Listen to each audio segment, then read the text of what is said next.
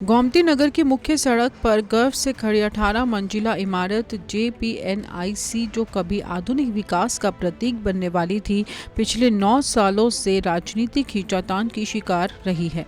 हाल ही में योगी कैबिनेट ने इसे जैसे है जहां है की शर्त पर 30 साल के लिए 2 निजी कंपनियों को लीज पर देने के प्रस्ताव को मंजूरी दे दी है। इस फैसले के तहत लखनऊ विकास प्राधिकरण को शुरुआती सालाना 6 करोड़ रुपए का किराया मिलेगा और कंपनियां बचा हुआ 200 से 250 करोड़ रुपए का निर्माण कार्य खुद पूरा करेंगी। सरकार का तर्क है कि इस PPP मॉडल से सरकारी खजाने पर कोई अतिरिक्त बोझ नहीं पड़ेगा और प्रोजेक्ट का व्यावसायिक उपयोग संभव हो पाएगा। वहीं दूसरी ओर समाजवादी पार्टी ने इस कदम को सीधे तौर पर सरकारी संपत्तियों का निजीकरण और अपनी नाकामियों को छिपाने की कोशिश करार दिया है। साल 2013 में तत्कालीन मुख्यमंत्री अखिलेश यादव ने दिल्ली के इंडिया हैबिटेट सेंटर की तर्ज पर JPNIC की नींव रखी थी। इसमें अंतर्राष्ट्रीय स्तर पर swimming pool, convention centre, museum, helipad और गेस्ट हाउस की योजना शामिल थी।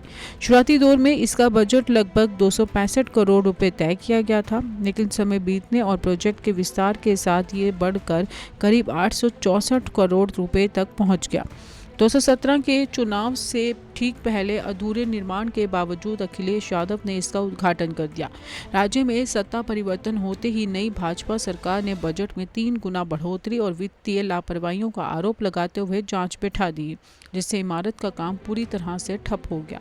JPNIC की लड़ाई महज ईंट, गारे और बजट तक सीमित नहीं है। इसके पीछे असली जंग वैचारिक विरासत पर कब्जे की है। लोक नायक जयप्रकाश नारायण की संपूर्ण क्रांति और समाजवादी विचारों की धारा से ही मुलायम सिंह यादव की राजनीति निखरी थी और समाजवादी पार्टी का गठन हुआ था। अखिलेश यादव JPNIC के जरिए JP की विरासत और अपनी आधुनिक विकास दृष्टि को जनता के सामने रखना चाहते हैं। दूसरी तरफ भाजपा इसे सपा शासनकाल के वित्तीय कुप्रबंधन और फिजूल खर्ची के सबसे बड़े उदाहरण के रूप में पेश करती हुई नजर आई।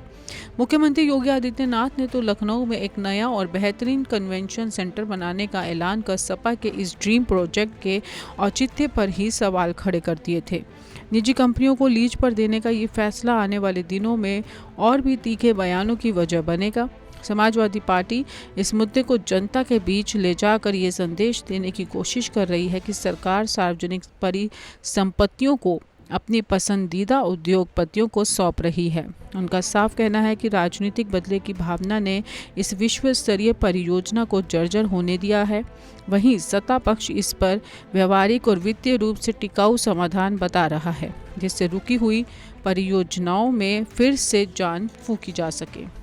इमारतों के नाम और स्वामित्व भले ही बदल जाए, लेकिन लखनऊ के इस विशाल परिसर को लेकर छिड़ा सियासी संग्राम आसानी से थमने वाला नहीं। लखनऊ स्थित Jayprakash Narayan international centre JPNIC को 30 साल की लीज पर निजी हाथों में सौंपने के योगी सरकार के फैसले से यूपी की राजनीति गर्मा गई है। अखिलेश यादव के इस ड्रीम प्रोजेक्ट लागत 864 करोड़ को सपा निजीकरण और बदले की कार्रवाई बता रही है, जबकि सरकार इसे वित्तीय रूप से टिकाऊ PPP मॉडल मान रही है।